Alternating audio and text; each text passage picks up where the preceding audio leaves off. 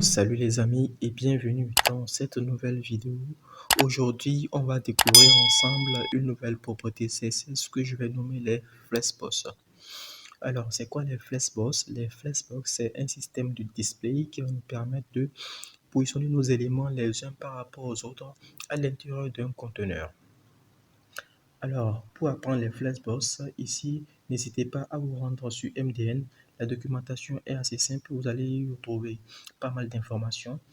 N'hésitez pas aussi à faire un tour sur le guide CSS, ici sur le site CSS-TIC. Il y a un article ici dédié aux flexbox.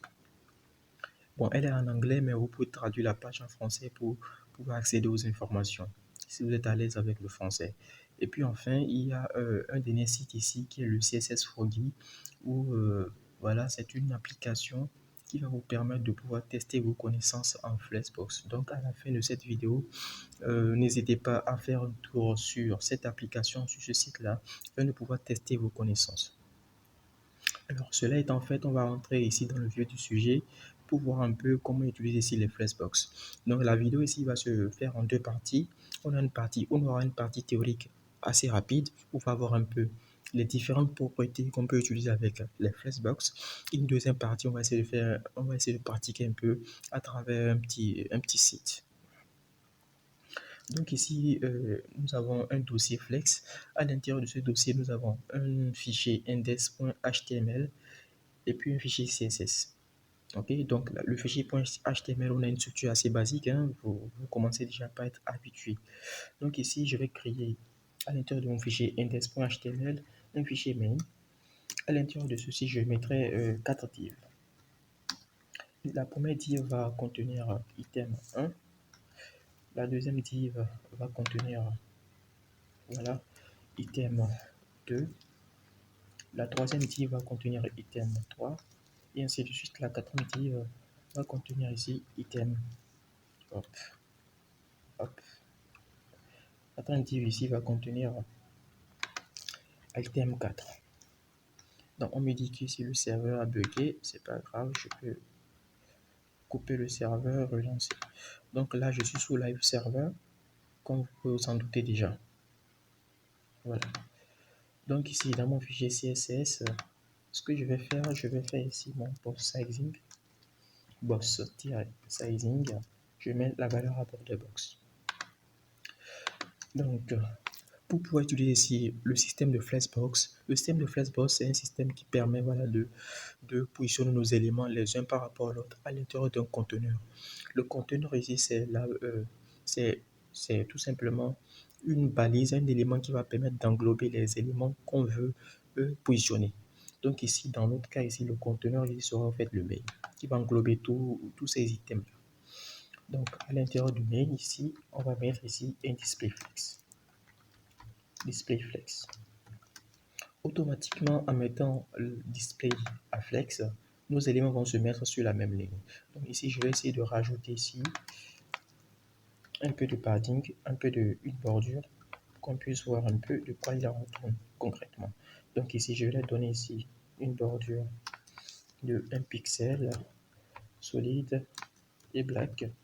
Je vais profiter ici pour les donner une largeur de 100 pixels. Voilà. Et également, je vais donner une largeur de 400 pixels.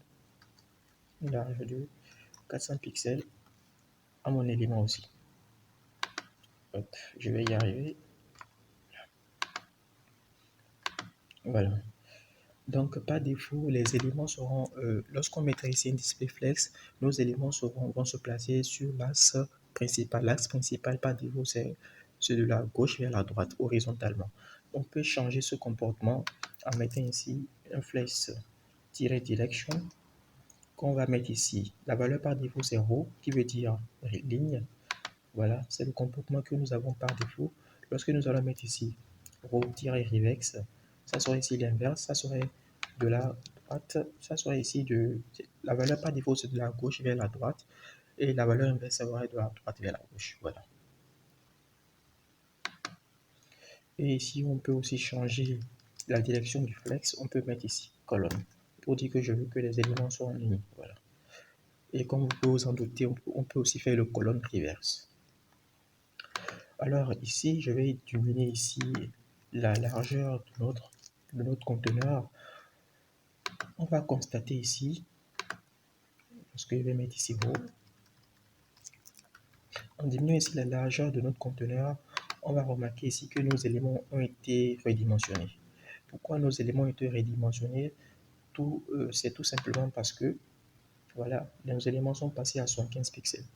Nos éléments ont été redimensionnés parce que lorsque nos éléments sont en display flex et que la largeur du contenu et que la largeur du conteneur est très petite, automatiquement tous les éléments flex vont être redimensionnés afin de pouvoir rentrer dans la largeur du conteneur.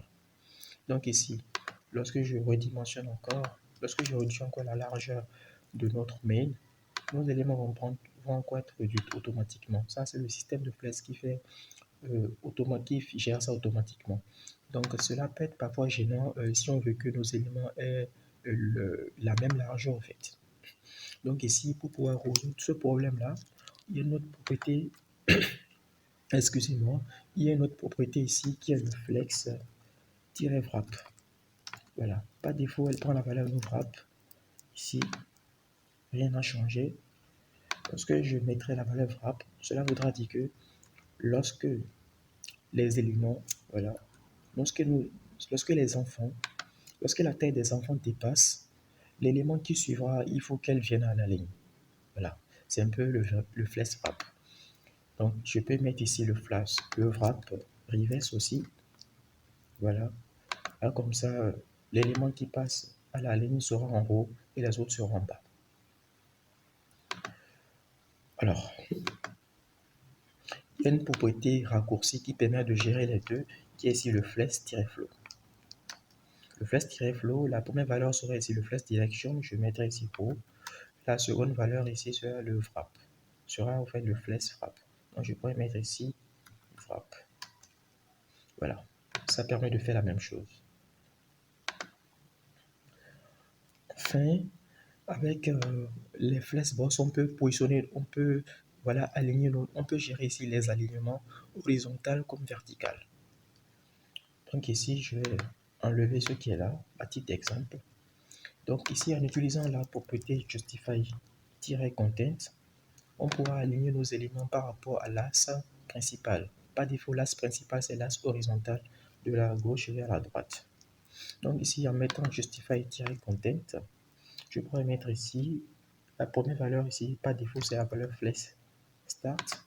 Voilà, nos éléments sont là, à gauche. Lorsque je mettrai ici flex end, vous imaginez déjà nos éléments vont se mettre totalement à la fin de notre conteneur. Exactement ce qui est là. Donc, je peux centrer aussi nos éléments. Voilà, les éléments seront centrés ici. Ce que je peux faire également, c'est de faire ici un space-between. Là, comme ça, nos éléments seront ici séparés. Il y aura de l'espace au milieu de nos éléments, mais il n'y aura pas d'espace aux extrémités. Lorsque je mettrai ici un space-around, là, on aura de l'espace aux extrémités et à l'intérieur de nos éléments.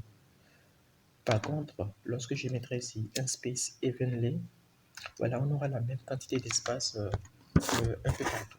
On aura la même quantité d'espace ici, un peu partout. Alors, après ici, en plus du justify content qui permet ici de gérer l'alignement de nos éléments par rapport à l'axe principal, on a ici, je retire ce qui est là, on a ici le align items qui va nous permettre ici de gérer l'alignement de nos éléments par rapport à l'axe secondaire. L'axe secondaire est un axe perpendiculaire à l'axe principal. Donc pour pouvoir tester cela, on va ici mettre une hauteur, à nos éléments, on va mettre ici une hauteur de 500 pixels. Voilà. Quand je mettrai une hauteur de 500 pixels, automatiquement tous mes éléments flex vont prendre en fait la hauteur de 500 pixels. C'est le comportement par défaut. Donc ici, lorsque je mettrai un align items par défaut, c'est la valeur stretch. Voilà, c'est ce qui est là. Le comportement par défaut, voilà, nos éléments flex vont prendre la même hauteur que le conteneur. Mais lorsque je mettrai ici un flex end, flex start, nos éléments vont se placer totalement en haut. Commencez par t'habituer. Ici avec le flex end, totalement en bas. Voilà, je peux réduire ce qui est là, totalement en bas. Et je peux mettre ici un center, align item center. Voilà. Et je peux mettre ici une align items baseline. Baseline ici, nos éléments vont se centrer par rapport au test. Voilà.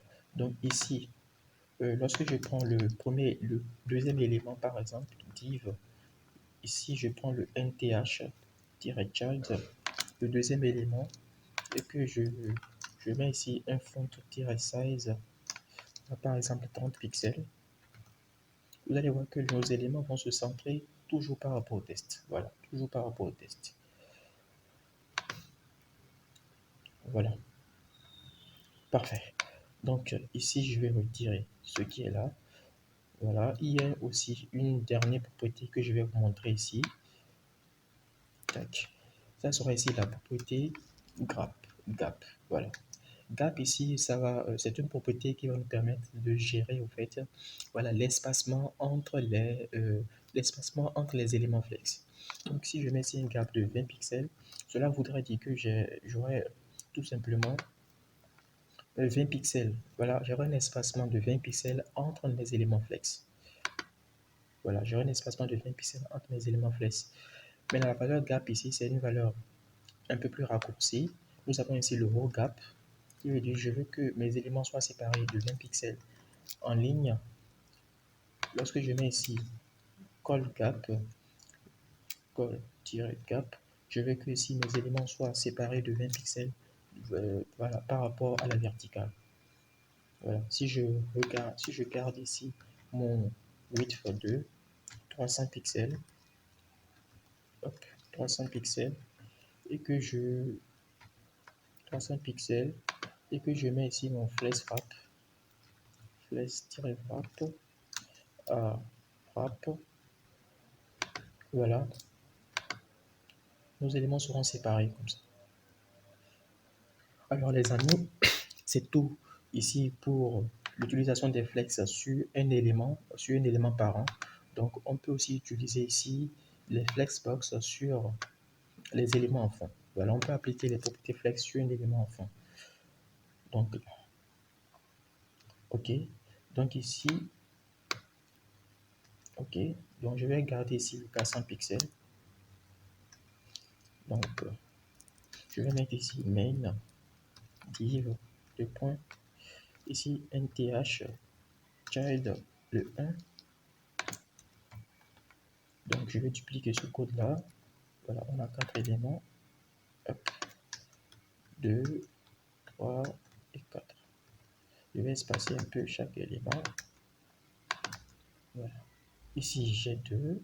Je sélectionne le deuxième élément. Hop, troisième élément et quatrième élément. Donc ici, on peut utiliser la propriété order pour pouvoir ordonner nos éléments. Donc la propriété order, c'est une propriété qui prend une valeur positive. Voilà, c'est une propriété qui a une valeur par défaut 0. Donc lorsque je mets ici order par défaut à 0 sur l'élément numéro 4, bon, rien ne va changer en fait. Il va garder sa position. Mais lorsque je mets ici order--1, automatiquement, il va prendre la première place. Voilà, il va prendre la première place. Donc ici, je vais mettre ici order, par exemple, je veux qu'il soit à la position numéro 3 et que je veux ici order. Voilà, je veux que toi tu sois à la position numéro 1 et je veux que toi, order, toi tu sois à la position numéro 2 et ainsi de suite. Et toi tu sois à la position numéro 1. Voilà, donc c'est vraiment intéressant ce système-là. On peut facilement ordonner nos éléments comme ça. On peut facilement ordonner nos éléments flex comme ça. Supposons ici que nous avons une sidebar à gauche et que nous avons des éléments à droite. Avec ce système d'order, on peut facilement changer au fait l'ordre de nos éléments. Après ici, la propriété order, on peut utiliser ici le item self, le align. Voilà, hop. Voilà, on peut utiliser ici align self. Le align self ici, c'est un peu comme le align items, mais ça va juste s'appliquer à un élément. Donc ici, je veux que ça soit ici un flex-end par exemple. Si j'ai une hauteur par exemple de 300 pixels, ok? Donc juste cet élément-là va être décalé vers le bas. Juste cet élément va être décalé vers le bas. Voilà. En plus de ça, on va parler maintenant du flex grow. En fait, ici, le flex grow ici, c'est une propriété, voilà, qui va nous permettre ici de pouvoir gérer l'élargissement d'un élément par rapport aux autres. À l'intérieur du l'élargissement, qui me permet de gérer ici l'élargissement d'un élément par rapport aux autres à l'intérieur d'un conteneur. Ok, donc je vais retirer cette hauteur-là. Je vais retirer ce qui est ici. Je vais retirer ce qui est là. Donc ici, par défaut, voilà, je retire la largeur qui est là. Déjà, par défaut, nos éléments ont une largeur de 100 pixels, 100 pixels. Donc, nos éléments ne prennent pas toute la largeur disponible. Ok. Donc, ici, avec le flex scroll, je vais pouvoir définir ici la manière dont mes éléments doivent s'étendre sur le conteneur. Donc, lorsque je mettrai ici un flex gros à 0, c'est la valeur par défaut, rien va se passer au fait. Mais lorsque je vais mettre ici le flex scroll sur le premier élément, par exemple sur cet élément-là à 1, cela voudra dire que tous les trois autres éléments vont garder leur taille, leur largeur de 100 pixels. Mais cet élément-là, la largeur disponible, cet élément va prendre le NTH1 va prendre toute la largeur disponible pour pouvoir fermer le gros, pour pouvoir fermer ici le conteneur. Je m'explique. Donc, tous les autres éléments vont garder leur largeur. Maintenant, l'élément qui a le flex à 1 va s'étendre tout simplement sur la largeur du conteneur pour qu'elle puisse prendre tout l'espace disponible.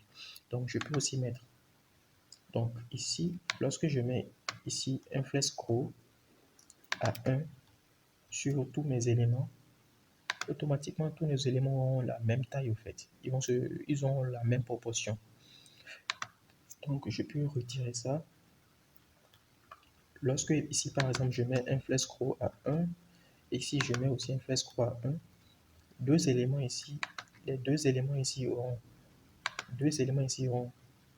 la même largeur de 100 pixels, 100 pixels. Donc, la largeur qui va être disponible va être répartie équitablement entre le item 1 et puis le item 2. Vous commencez déjà à comprendre. Donc, ici, si je mets un flex ici à 10, donc lorsque les deux éléments vont garder la même, le item 3 et l'item 4 ici vont garder les 100 pixels. Donc, la taille disponible va se répartir à 11. L'item 2 va prendre 10 parts et puis le item 1 va prendre une part. Donc, normal que ça soit beaucoup plus grand par rapport aux autres. Donc, il y a une autre propriété contraire au flex grow qui est ici le flex shrink qui va permettre ici de définir la manière dont nos éléments vont se rétrécir. Donc, je vais revenir ici. Voilà, je vais définir ici une largeur de 300 pixels. Une largeur de 300 pixels. En définissant ici une largeur de 300 pixels, comme vous l'avez remarqué, nos éléments seront redimensionnés. Voilà, moi je peux dire que je ne veux pas que, par exemple, l'item 2 soit redimensionné. Donc, si je ne veux pas que l'item 2 soit redimensionné, c'est lequel déjà l'item 2, c'est ceci. Je vais tout simplement mettre flex shrink. Le flex shrink ici va permettre de gérer le rétrécissement. Si je mets la valeur 0, cela voudrait dire que voilà, je ne veux pas que mon élément soit rétréci. Donc, l'élément ici ne sera pas rétréci. Automatiquement, les autres éléments seront redimensionnés afin de pouvoir rentrer quoi qu'il arrive. Donc, lorsque je mettrai ici un flex shrink de 1, voilà, nos éléments vont être rétrécis par rapport à la proportion de base. Donc ici, lorsque je mettrai par exemple un flex shrink de 10, bon, comme vous l'imaginez, lui sera réduit de 10 lui sera réduit de 10 au fait, par rapport aux autres. Voilà. Cette propriété peut être vraiment utile, mais tout dépendant de son cas d'utilisation.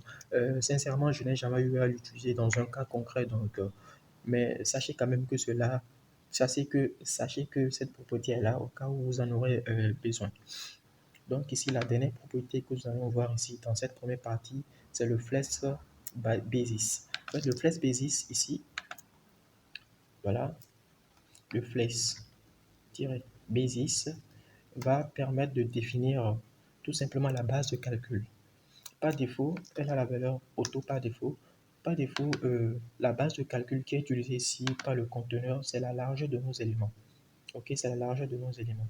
Donc, si nous ne voulons pas utiliser, si nous ne voulons pas utiliser ici, si nous ne voulons pas utiliser la largeur de nos éléments comme base de calcul, on va tout simplement utiliser ici le flex basis.